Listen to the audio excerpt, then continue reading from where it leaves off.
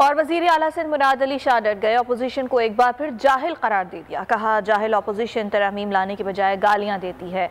अक़लियत कह दिया तो ये समझे ये कि इन्हें गैर मुस्लिम कह रहा हूँ। वफाकी हुकूमत पर भी गोलाबारी। बोले वुज़रा हर चीज़ का इल्ज़ाम साबिक़ा हुकूमत या सिंध पर डालते हैं। PTI हुकूमत महंगाई पर काबू पाने में नाकाम हो गई है।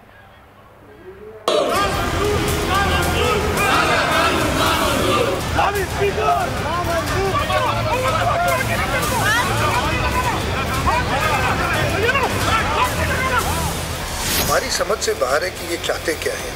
कल बड़ी अनफॉर्चुनेट इंसिडेंट्स भी हुए, आपने वो ज़बान भी देखी, कुछ लोगों ने जो बोली, मैं अब क्या कह सकता हूँ।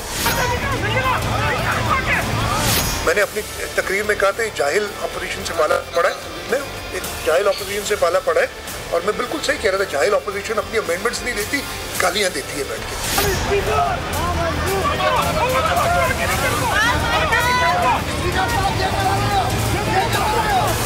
जहालत की निशानी है। कहा जा रहा है कि लाड़काने के फैसले कराची में और कराची के फैसले लाड़काना में हो रहे हैं।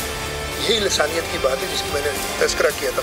तो आप खुद मान लो ये कहा गया है उनकी तरफ से, यही तो लिसानियत है।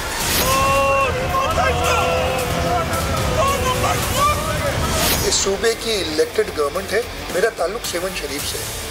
मुझे सेवन के लोगों ने इलेक्ट किया, पार्टी ने मुझे चीफ मिनिस्टर के लिए नॉमिनेट किया, असेंबली की अक्सरियत ने मुझे चीफ मिनिस्टर का वोट दिया और अल्लाह ताला की करम से मैं चीफ मिनिस्टर सूबे का, मैं पूरे सूबे का चीफ मिनिस्टर हूँ। मुझे ये कह देना कि जी मैं सिर्फ सेवन तक महदूद हूँ, ये इनकी कम अकली और जाहिली का सबूत है।